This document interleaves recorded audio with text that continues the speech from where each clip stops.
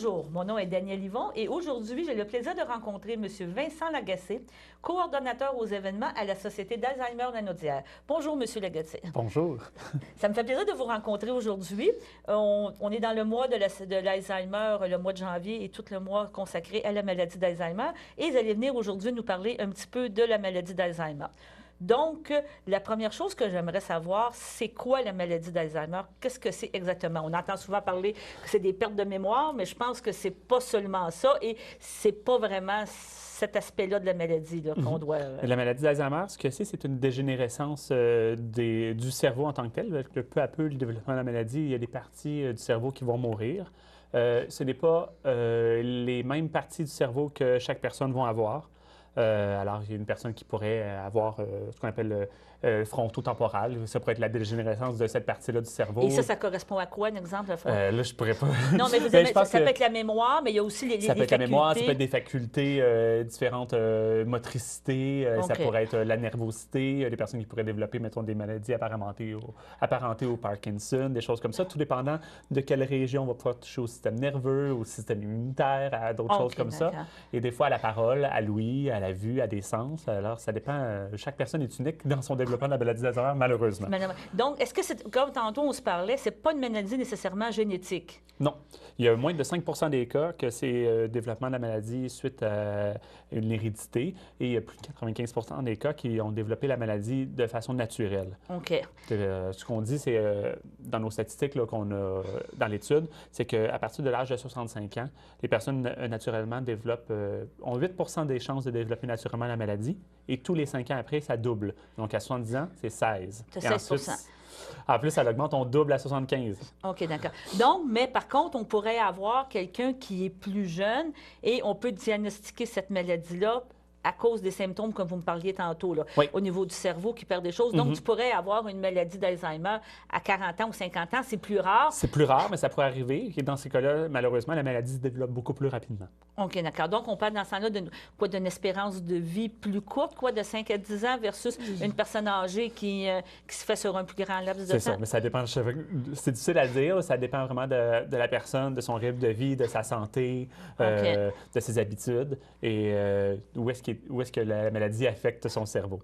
Ah, OK, d'accord. Et est-ce que cette maladie-là, je vais poser une dernière question, Oui. est-ce que c'est associé plus au Nord-Américain ou c'est une maladie, on pourrait dire, c'est une maladie mondiale? C'est une maladie mondiale. OK, d'accord. Les sociétés Alzheimer sont regroupées là, par pays, mais qui sont regroupées nationalement aussi. Donc, c'est ça. Là, que je veux dire, ça ne veut pas dire que nécessairement, on pourrait dire aux États-Unis ou au Canada, c'est plus récurrent d'avoir cette maladie-là plus qu'en Asie. Non. C'est vraiment quelque chose qui touche vraiment à toutes les populations, d'où tu viennes, Oui. où tu peux avoir des choses. Tout ça. Et maintenant, comment je peux tantôt le deuxième sujet qu'on vous laisse parler au niveau de la maladie. Après avoir dit c'était quoi, qu'est-ce qu'on fait pour savoir si on l'a ou si on ne l'a pas? J'ai déjà vu, comme par le passé, tantôt je vous parlais de la petite annonce qu'on voyait à la télévision. Je me souviens avec le fameux citron, là, que la personne allait acheter des citrons à tout, parce que là, on associe encore là beaucoup à la mémoire. Mais je pense que c'est pas juste ça. Il y a d'autres moyens de savoir si tu es atteint ou tu n'es pas atteint de cette maladie-là. Mais comme l'annonce avec les citrons, c'est comme ce qu'on appelle un signe précurseur. On se rend compte que la personne a oublié ou fait des gestes répétitifs ou a oublié quelque chose.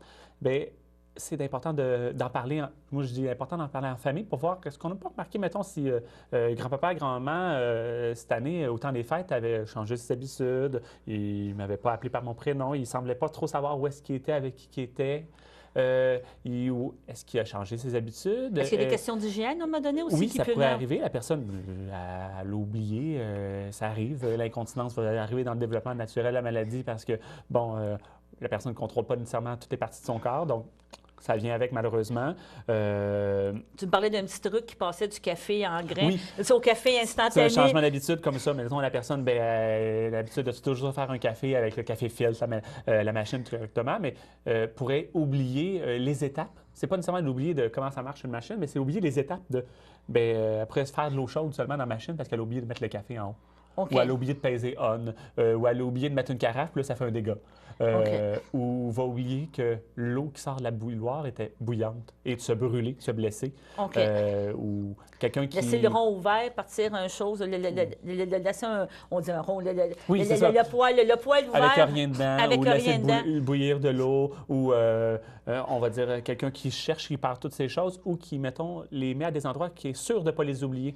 Là, absolument, on entend les familles. Mais ça, c'est qui... mon cas, ça. Je fais ça régulièrement. Oui, Mettre des choses à des endroits, puis le lendemain, pas les retrouver ou Oui. pas de souvenirs. Là. Mais on va dire, c'est très courant, mettons, la personne atteinte de la maladie d'Alzheimer, il y a des exemples, tu dis, mettons, la personne a rangé ses clés dans le congélateur. Je suis sûr de ne pas l'oublier, où est-ce que je l'ai mis? Je l'ai mis à une place que je vais le retrouver. Mais le lendemain matin, j'ai oublié ma place ultime, OK. puis ben, j'accuse au voleur. Ça pourrait arriver, d'accord. malheureusement. Mais aussi, mettons, dans les facteurs, mettons, quelqu'un qui prend sa marche, mettons, à tous les matins, qui fait toujours le même chemin, bien, du jour au lendemain, elle se perd.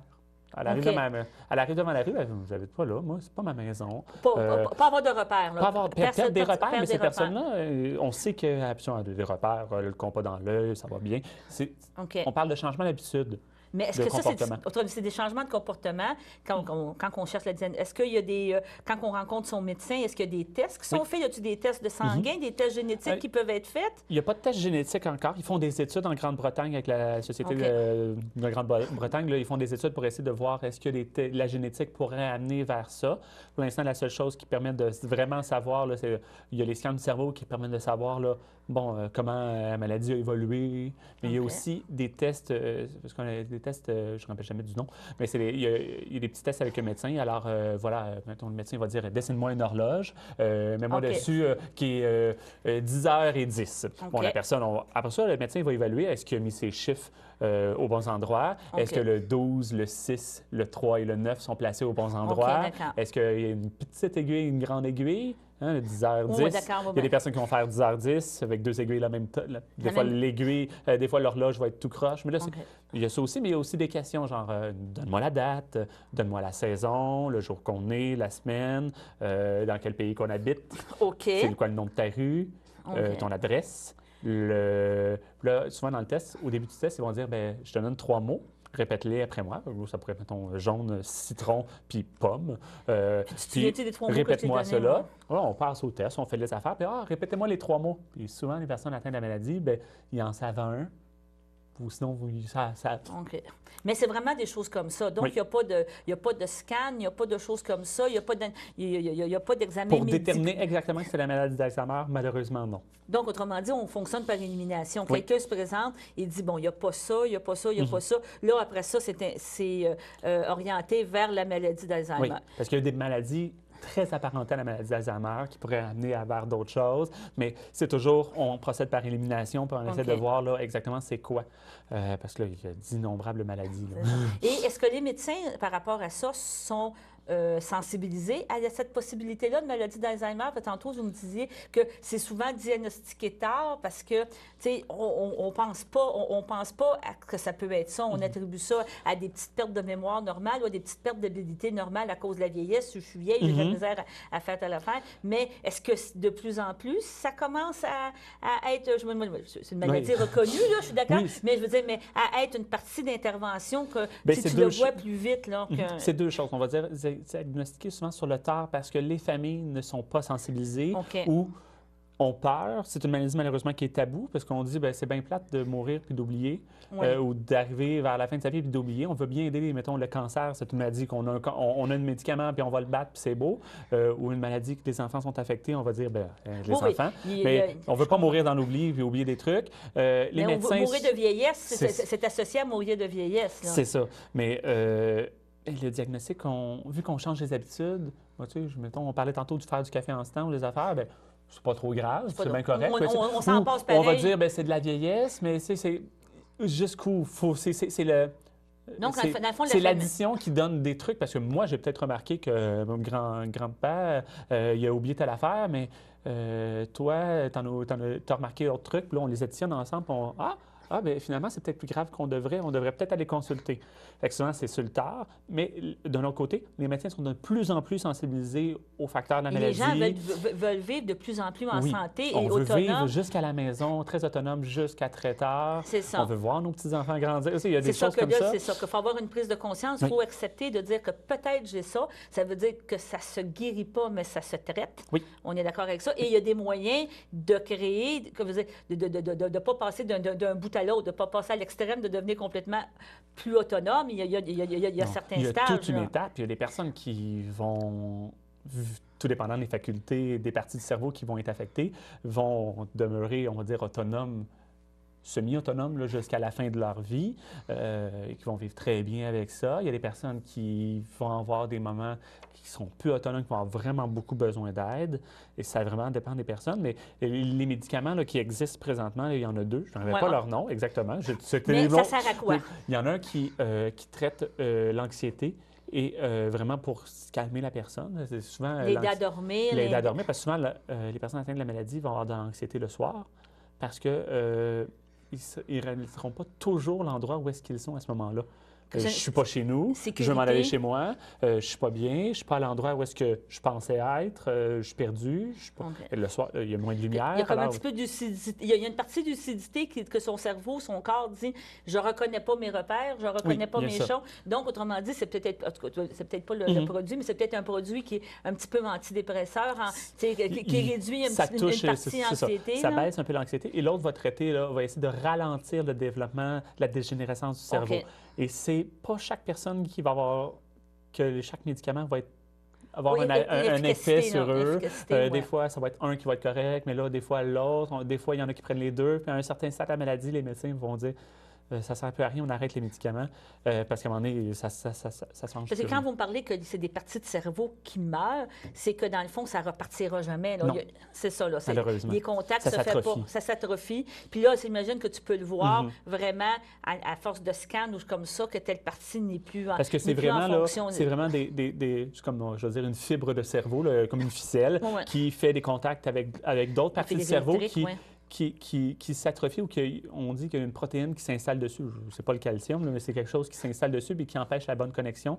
Donc, l'autre partie du cerveau, elle est plus nourrie, puis là... Elle meurt et tout ça. C'est ça, elle meurt.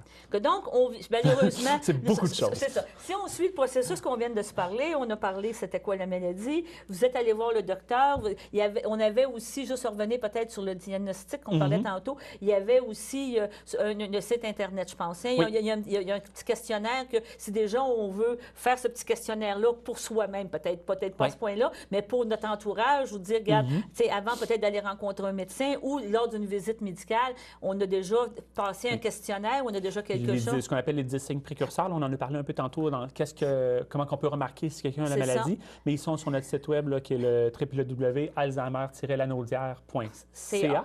C'est ça. Ce site-là, vous allez l'avoir aussi à la fin de notre entrevue avec toutes les coordonnées. Et c'est sur celui-là, vous avez les fameuses 10 questions qu'on parle. Qu'est-ce qu'il fait? Y a telle chose? Ça ne veut pas dire quelqu'un qui présente quelque chose dans les 10 signes précurseurs qui a nécessairement la maladie. Mais ça peut. Mais ça peut déjà donner un indice pour dire à l'entourage, comme vous dites, ça vaudra-t-il la peine de consulter? Ou des fois, quand comme papa, maman ou nous-mêmes, on va voir le médecin, tu dis, regardez, je me suis posé des questions et déjà là, le médecin peut peut-être investiguer nécessairement. Ça ne veut pas dire que ça va être nécessairement un diagnostic comme ça, mais des fois, ça donne toujours au moins une connaissance de ce qui se passe, comment on vit notre quotidien, puis tout ça. Là, après ça, on s'en va à l'étape que, malheureusement, on vient d'être diagnostiqué d'Alzheimer. Et là, il y a premièrement l'impact sur soi et l'impact sur notre entourage. Donc, après avoir rencontré le médecin, là, c'est vous qui rentrez, on pourrait dire, en action. En ligne de compte. En ligne de compte sur la première ligne. Il faut être au courant que la personne nous appelle. Le médecin réfère... On essaie de mettre en place dans la Naudière un programme de référence que quand le médecin va diagnostiquer la maladie d'Alzheimer, va donner notre dépliant ou donner notre carte d'affaires, de dire appelez-les, ils sont là pour vous. OK. Mais c'est pas... C'est pas automatique. C'est pas automatique.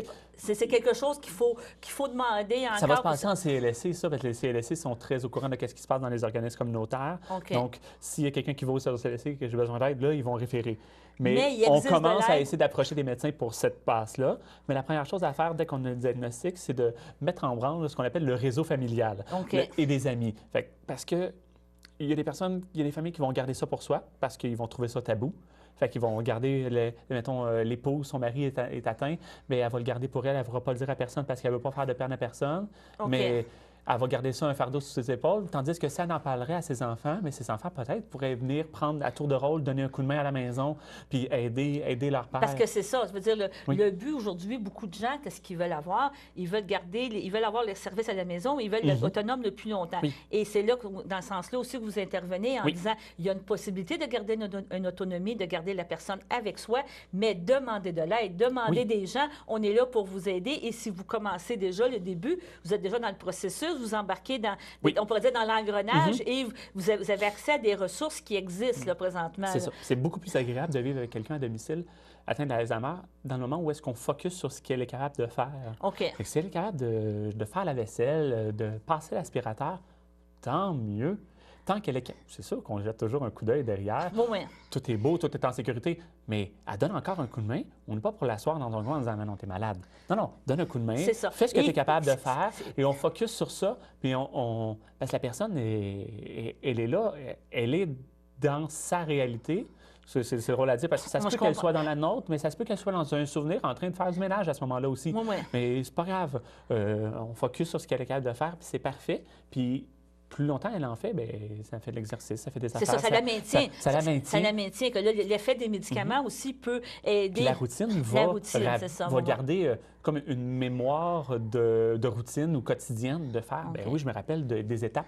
Donc, OK. Donc quand vous commencez d'entrée de jeu, vous offrez des formations Oui. aux gens qui viennent d'apprendre, qui ont la maladie d'Alzheimer. Oui. Ça se donne au niveau de la famille et au niveau de la personne malade aussi? Tout Ben, le monde ensemble ou ça se donne vraiment comme séparé? C'est vraiment plutôt pour la famille. Les personnes qui sont atteintes de la maladie d'Alzheimer, on a des groupes d'échange pour les personnes en phase précoce. OK. Parce que c'est difficile aux personnes d'intervenir auprès des personnes qui sont en phase, mettons, modérée ou plus OK, élevée, d'accord. parce qu'à ce moment-là, tout dépendant, ils sont Ils pas ont pas ce malades. même niveau, Ils c'est sont ça. pas malades. Rendus là, souvent, ils ont oublié qu'ils étaient malades, ils sont rendus à un autre niveau. Les personnes souvent en phase précoce sont conscientes, ils ont appris le diagnostic. Ils Comment ont vivre des avec le choses qui diagnostic sont vraiment au aussi? tout début. Fait qu'on on fait des groupes pas vraiment un groupe de socialisation, mais c'est un groupe d'entraide de soutien. Fait qu'on donne l'information sur la maladie. On leur parle des fois de l'évolution, mais on essaie de voir, on vit avec eux, on OK. fait des activités, on parle, on fait des associations de mots, on fait de la sensibilisation puis la stimulation, je cherchais OK. le mot. OK. Mais d'un autre côté, avec la famille, bien, on fait des groupes échanges et des formations. Les formations, il y a des groupes échanges où est-ce qu'il y a plein d'aidants qui viennent, des aidants qui C'est du sont Facebook encore... face à face. Ben oui. Mais c'est des personnes qui sont encore aidants, des C'est personnes qui... Il y a des personnes, des fois, qui ne le sont pas, qui sont OK. juste intéressées, mais des personnes qui l'étaient. OK. Il y a des personnes qui ont vécu le deuil, Qui ont mais vécu. qui sont là, mais qui ont encore besoin de venir partager. Puis qui vont aider à quelqu'un. Ils vont dire, c'est normal que tu sois frustré, c'est normal que tu fasses ça, c'est Oui. normal que tu fasses... Parce qu'on qu'il va se dire passe qu'on tel se sent événement. seul. Les aidants, majoritairement, vont dire qu'ils se sentent seuls, mais dans ces groupes-là, ils se rendent compte que, tu as vécu la même chose que moi, Je pensais que j'étais toute seule. puis tu as intervenu de telle façon. Moi, peut-être l'essayer. C'est ça, exactement. Peut-être que ça ne marchera pas. Chaque personne est unique. Peut-être que ça ne marchera pas, mais je vais peut-être trouver une façon de comment le vivre, puis je vais développer une relation avec la personne. En plus, t'es ma voisine. C'est ma troisième voisine en c'est ma troisième arrière. puis voisine. Je vais t'appeler ou je vais Je m'écrire. Là, on peux va aller pouvoir faire des s'en commissions. Je peux-tu venir te porter mon mari? Tu veux-tu? Moi, je On va comprends. faire des commissions. Des fois, ça développe des réseaux comme ça de personnes qui OK. peuvent s'aider. Fait que on en a ça, des groupes échanges comme ça dans 4 MRC de la Naudière. Ah, OK. Puis ça, on parle de Berthier. Dans ce temps-là, quand tu me dis la Naudière, c'est, mettons, Ben, Joliette. c'est les 6 MRC, là, il y a l'Assomption, Moulins, La Dautré. Dautré, il y en a un à la Valtrie ou la Norée, je ne sais plus trop. OK, d'accord, ça sera reconfirmé Oui, à ce c'est ça. niveau-là. Puis quand tu me parlais de formation aussi, quand tu parlais d'apprivoiser la maladie, bien, il y a, comme on disait tantôt, il y a une partie deuil. Il y a la partie deuil, il y a comme deux phases de deuil, parce que premièrement, la perte de la personne qui va perdre une certaine autonomie, qui est peut-être plus difficile à vivre que la mort comme telle. Vraiment, C'est quand on parle de deuil physique, oui, là, la fin de vie, il y a la fin de vie à Il y a vivre. le deuil mais de mon père, il y a la maladie d'Alzheimer, mais faut que j'arrête de penser à mon père dans ce qu'il était C'est et ça. je le vois dans ce qu'il est présentement. Parce que dans ce qu'il est présentement, je ne sais pas de quelle réalité qu'il a, parce qu'une personne atteinte de la maladie d'Alzheimer va naviguer tout le long du développement de la maladie, de l'âge adulte, de l'enfance, de l'adolescence, de quand il travaillait, de quand il s'est marié, d'avant qu'il rencontre son épouse ou son conjoint ou X. Mais ça va dépendre C'est de des tout repères ça. temporels. Il perd, Oui, il perd beaucoup mais de on ne repères saura temporels. pas à quel moment il est à ce moment-là. OK, Mais c'est de d'accord, je rentrer dans son jeu. Ce qu'on dit des fois, c'est bien, la personne, le cœur ne fait pas d'Alzheimer. C'est la plus belle phrase qu'on peut dire. C'est Le vrai. cœur ne fait pas d'Alzheimer. La personne, oui, elle fait de l'Alzheimer, elle l'oublie en mémoire, mais ce qu'elle ressent, OK. elle Les n'oubliera émotions, jamais. elle- Si elle est elle- bien avec toi, elle va se rappeler qu'elle était bien avec toi. Puis tu vas revenir la visiter, puis peut-être qu'elle ne te replacera pas, puis qu'elle ne sera pas sûre au début, puis elle va venir faire ah ben j'ai eu du fun avec toi. C'est ça. Puis c'était le fun. Puis j'ai déjà eu une relation, il y a quand même une émotion qui peut continuer de passer. Oui, tout ça. il y a quelqu'un qui nous parlait, je pense que c'est la conférencière qu'on a. En plus, elle dit qu'à ses parents, elle accompagnait ses parents qui avaient la maladie d'Alzheimer, une fois par mois, elle arrivait avec un cadeau. Mais c'est une boîte de chocolat qu'elle leur avait donnée comme un an d'avant. Elle le remplissait. Ben, elle leur mettait dans un sac cadeau, ils enlevaient ça. Ah, un cadeau! On est content quand on reçoit un Ouais, cadeau. ouais. On est tellement content. Ben, elle leur donne un cadeau. Il était content. Il avait du plaisir. Mangeait un chocolat ou deux. Ah, veut pas. À la fin de la journée, elle repassait, elle ramassait, mais elle leur donnait plus tard, une autre journée. Développer un cadeau. Content. Puis là, il était content. Il Oui, partait je une comprends, belle c'est ça. conversation, un beau moment. Mais c'est aussi simple que ça. C'est ça. Puis Chanter là- une chanson, parler d'une histoire. C'est ça, c'est des moments précieux encore que vous dites à la famille, bien, vivez-les. Vivez-les. Vivez-les, On peut vivre des acceptez de belles les histoires. vivre, acceptez ce qui se passe et tout ça. Et là, c'est là aussi vous intervenez parce que, comme on parlait tantôt, il y a aussi des ressources pour donner du répit. Parce que là, il faut s'entendre Oui, que quelqu'un à la maison qui vit avec quelqu'un comme que la maladie d'Alzheimer, et si tu me parles qu'en fin de journée, il vit possiblement peut-être des stress ou comme ça peut devenir fatigant C'est et ça. épuisant là, pour C'est la d'autant personne plus d'être là. d'actualité qu'aujourd'hui, les personnes, ils travaillent jusqu'à très tard. Ouais. Mettons, dans un couple très moderne, les deux personnes dans le couple travaillent. Maintenant, il y en a un atteint de la maladie d'Alzheimer, mais l'autre travaille, puis il ne peut pas trop se libérer. Il peut, mais c'est comme... Il y a cette question-là de l'aidant, Oui, cette parce situation. qu'aujourd'hui, il faut prendre aussi en considération qu'on travaille de plus en plus vieux, Mhm. parce qu'on a comme plus Oui. le choix. Là, la réalité est différente. Il y en a qui prennent des retraites plus jeunes, Oui. mais il y en a de 60 ans, 65 ans, que tu te retrouves qu'il faut que tu continues de travailler C'est ça. si tu veux être capable de vivre ou d'encore au moins de bien vivre. Là, mais tu rencontres cette maladie-là, ça devient un stress aussi, Oui. là, ça devient une fatigue. Là. Mais à la Société Alzheimer, ce que vous me posez comme question, là, c'est on offre un service de répit. On appelle ça le répit accompagnement stimulation. C'est à raison de 3 heures à 4 heures par semaine. Il y a une intervenante, là, c'est majoritairement des femmes. C'est pour ça Oui, qu'on d'accord. on le féminise. On en a 20-25 qui se déplacent à travers la région de la Naudière, OK. qui viennent qui viennent à domicile, OK. qui viennent passer 3 heures, 4 heures avec la personne atteinte de la maladie d'Alzheimer. Et pendant ce temps-là, l'aidant peut faire ce qu'il veut. Aller à un rendez-vous, aller chez le coiffeur, Son faire rendez-vous, l'épicerie. ça fait Des l'épicerie. fois, la personne, elle reste là, puis elle fait juste vaquer à d'autres occupations qu'elle ne peut pas faire, des fois, à certains moments dans la maladie. C'est ça. Puis ça, Mais ça c'est lui donne au moins ouvert. un relax. Ça, pour elle, elle se dit pendant ces 3 heures, 4 Oui. heures-là, j'ai quelqu'un qui est avec la personne avec qui Oui. que je vis et au moins je suis en sécurité. Je sais que cette personne-là va être bien, va être bien traitée. Là. Oui. Disons qu'elle ne sera pas mise sur une chaise puis bouge Oui. pas parce qu'on ne sait Puis pas quoi faire avec toi. Ils vont prendre des marches, ils vont parler, ils vont faire des jeux de mémoire, de simulation, ils vont jouer aux cartes, ils vont faire ce que la personne aime faire.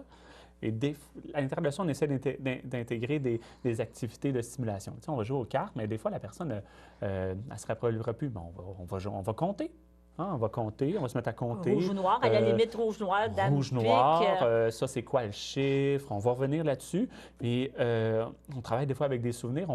Les municipalités dans la Naudière ont sorti pas mal de calendriers avec des vieilles photos. Oui, oui, Bon, oui. on sort les vieilles photos. Oui, oui, oui, On c'est collectionne les calendriers à SCV, on les ressort. C'est Ah correct, oui, non, je me c'est- rappelle de ça, j'étais Je le là. sais bien, oui, c'est Ben, ça, c'est ça. C'est-tu des bons outils pour travailler la mémoire et les souvenirs des personnes? Et il y a aussi des maisons, comme tantôt on parlait, je connaissais un petit peu la maison Mémoire du cœur, Mhm. là, qu'il y a, dans le fond, à un moment donné, il y a peut-être une étape que tu ne peux plus le garder à la maison, tu ne peux plus vraiment être capable toi-même de survenir aux besoins. Là. Donc, il y a des façons d'être placé, comme tu vous disiez tantôt. Il y a des maisons qui acceptent le couple, il y en a qui acceptent juste une personne. Il y a des dépendances, j'imagine, aussi du niveau du stade de la maladie aussi où tu es rendu. Là. Oui, mais ce qu'on fait, on les comptabilise. Nous, à la Société Alzheimer, on a un très grand document où est-ce qu'on les comptabilise. On va faire des visites de ces résidences-là pour essayer de se faire aussi une idée. Là. Il y a ce qu'ils nous disent, ce qu'on voit. La réalité, on essaie de voir, de rendre compte, mais on peut pas, on donne pas de préférence à la Société Alzheimer. On peut pas, malheureusement, on respecte au niveau de la loi, on peut pas dire on préfère cette résidence-là, mais on invite chacune des travailleurs des résidences à suivre nos formations. Parce qu'après ça, dans notre document, on dit qui a suivi ou non la formation de la Société Alzheimer, parce que les personnes s'ouvrent des résidences pour, ils vont dire spécialisés Alzheimer, mais des fois, ils ont eu des formations X, mais ils viennent. Et nous, on donne ça aux personnes qui cherchent des lieux de résidence, mais aussi avec des listes de questions pour les aider. Hein. Comme on disait, est-ce qu'ils acceptent le couple? C'est quoi les heures de visite? C'est quoi les heures de visite? Est-ce que je peux m'intervenir, si je veux intervenir 24 heures sur 24, moi, c'est seulement, dans le fond, je veux l'avoir là parce que je veux l'avoir la nuit, parce que moi, la nuit, je suis plus capable de dormir, un exemple, parce que ça devient trop harassant, mais je serais intéressée de passer l'après-midi. Est-ce que vous acceptez qu'on soit présent? C'est ça, s'ils font du répit de jour, un week-end, hein, je vais partir, j'ai un week-end avec mes enfants, je m'en vais en voyage, est-ce que vous prenez le prendre? Comment ça se passe? Il y a des résidences qui l'offrent, il y a d'autres résidences que non. Y a-t-il des listes d'attente? Comment qu'on voit ça? Dans quelle région? Parce qu'on essaie de décortiquer par MRC, par ville, on essaie de voir. Donc, dans le fond, ce qui est important, c'est que si on résume un petit peu, quand vous avez une connaissance de quelqu'un qui a la maladie d'Alzheimer et ou que vous l'avez ou quelque chose, c'est très important déjà premièrement de l'accepter. C'est malheureux à dire. C'est malheureux à dire. Mais après ça, d'aller chercher les ressources, d'aller vous rencontrer, d'aller passer par le CLSC si vous avez besoin d'avoir des choses, mais d'aller vous rencontrer parce que vous êtes la ressource, vous savez où aller, vous savez où aller chercher, où diriger la personne, j'imagine. Puis on développe des partenariats pour que ce ne soit pas juste nous qui fassions la référence, mais qu'on fasse du donnant-donnant au niveau des services, parce qu'on est en lien avec d'autres organismes. Il y a des organismes spécialisés en deuil dans la région de la Naudière, comme au Couleurs de la Vie, puis il y a le Tournesol dans le sud de la région. On essaie de se référer, parce que c'est pas juste le deuil de la personne, mais tous les petits deuils. Avec la vulgarisation de la maladie d'Alzheimer, on se rend compte de ça. Il y a des services comme ça qu'on essaie de donner de l'information sur la maladie, sur des fois les mandats d'inaptitude, sur les trucs, l'évolution. Il y a un paquet d'aspects à voir, comme tu viens de me parler, juste au niveau, comme tu dis, mandat d'inaptitude, quand tu découvres que tu as cette maladie-là, tu as certaines actions, j'imagine, à prendre aussi. Au niveau, c'est drôle à dire, je veux dire, au niveau financier, au niveau affaires, au niveau d'organiser ta vie, prévoir, c'est malheureux, là, tant que tu es conscient, tant que tu es... là, j'imagine qu'il y avait une formation... La conduite automobile, c'est des questions qu'on se pose, mais est-ce que la personne est encore capable de conduire ou pas? Ça dépend de ses facultés, ça dépend de la maladie, ça dépend du cerveau, ça dépend où est-ce qu'elle est. Il y a beaucoup de facteurs. Et que dernier point, comme on disait, si on parle... On a parlé de qu'est-ce que vous offrez, mais qu'est-ce qu'on peut vous offrir dans le sens que vous avez sûrement besoin de bénévoles aussi. Ça, c'est toujours le grand... comment je pourrais dire? Le grand besoin. Les bénévoles peuvent s'impliquer de beaucoup de façons, et ils n'ont pas besoin d'avoir une formation, je ne veux pas dire universitaire, en intervenant. Nous, on leur donne la formation de la maladie d'Alzheimer sur c'est quoi la maladie et comment intervenir si ils rencontrent des personnes atteintes de la maladie d'Alzheimer. Et il y a différentes optiques de bénévolat. Il y a des bénévoles qui vont faire des tâches cléricales de bureau, répondre au téléphone, plier des papiers, faire des enveloppes. Ça donne un coup de main. Des personnes qui sont très bonnes là-dedans et qui veulent donner du temps. Merci, bonsoir. Il y a des personnes qui veulent aider au niveau des événements, des campagnes de dons, des campagnes de financement, des communications, des personnes qui veulent aider dans l'organisation des groupes échanges ou des fois aider dans l'animation. Ou d'aller faire le répit, j'imagine que vous allez faire un répit, ça peut être 4 fois. Des personnes qui passent de bénévoles à travailleurs, parce qu'on rémunère ces personnes-là, c'est un emploi. Alors, à raison de 3 heures par semaine, c'est pas si pire. Des fois, il y en a qui en ont plus qu'un, et des fois, il y en a juste un. C'est ça, mais n'empêche que je veux dire, c'est dépendant de votre moi, de votre disponibilité, Oui. vous acceptez tout. Là. Oui. Vous êtes ouvert à toute suggestion C'est et tout certain. ça. Et vous me disiez que souvent, il y avait des gens qui devenaient bénévoles suite à avoir connu la maladie, Oui. avoir participé en tant que famille ou en tant que proche d'une personne, disaient de continuer de s'impliquer. Oui, là. qui voulait redonner des fois ce qu'il avait quelque part reçu de la Société Alzheimer et en connaissance, c'est ça. C'est ça. Et là, vous me parliez justement qu'il y avait une activité là, de sensibilisation qui va avoir lieu le 26 janvier à Joliette. C'est ça exactement? Oui. C'est quoi exactement? C'est une conférence qui s'appelle Apprivoiser l'Alzheimer. OK. C'est la conférencière s'appelle Marie-Jeanne Bellemare. OK. Elle a accompagné ses 2 parents et sa tante. Ah, mon Elle a Dieu. accompagné 3 personnes avec ses 3 frères et ses 3 sœurs puis son frère. Eux autres, ils ont eu Dans cette conférence, elle nous parle qu'ils ont eu un fun rare. OK. Elle parle, oui, de qu'est-ce que la maladie, elle démystifie, elle fait C'est ça, parce qu'elle a fait un livre. Hein, c'est Oui, bien elle a ça fait un aussi. livre qui s'appelle L'aventure d'Alzheimer. Aventure Alzheimer, mais elle parle de son voyage au pays de l'oubli. OK. C'est joli à dire parce qu'elle a dit, bien, il n'y a pas de mauvais mensonges. OK. Comment vivre avec ça? Comment essayer de respecter au plus possible la personne qui est atteinte de la maladie d'Alzheimer OK. parce qu'elle a des sentiments, elle pourrait être brusquée par X choses qu'on pourrait Oui, lui oui, dire, comment faire, tu sais. Fait qu'elle donne plein de trucs. Et ça, ce livre-là est en vente aussi. Elle va le vendre Mais est-ce que vous à le la vendez conférence. aussi? Non, on en a une copie à prêter. Ah, OK, On en a d'accord. Mais dans si on notre veut en bibliothèque. avoir dans les bibliothèques, j'imagine? Sûrement, je ne sais pas si les bibliothèques en Ça va être à demander. Ça va être à demander. On vous C'est donnera ça. aussi, vous voulez avoir les informations, on vous Oui. donnera aussi, là, on mettra sur notre Facebook là, l'activité. La Et conférence. la conférence, c'est ça, si des gens aussi veulent demander des livres à la bibliothèque aussi, Oui. là, ça peut être intéressant. Bon, bien, en tout cas, je pense que c'est très agréable. C'était très apprécié votre visite. Ça nous donne au moins une information Oui. qui est plus importante. Puis comme tantôt, on vous disait, bien, la Société d'Alzheimer, elle est située à Joliette, à 190 la rue Montcalm à Joliette. Et son numéro de téléphone, c'est le 450-759-3057. Et nous avions ici M. Vincent Lagacé, qui est le coordonnateur aux événements. Donc, c'est lui qui organise des activités. Si vous voulez organiser des activités en collaboration avec la Société d'Alzheimer, bien, je pense que c'est monsieur que vous pouvez contacter là, Oui. pour faire des activités ici dans le coin ou aller chercher aussi de l'information si vous connaissez quelqu'un qui est malade de l'Alzheimer et qui veut avoir des ressources. Bon, ben merci. Ça fait plaisir. Ça me fait plaisir.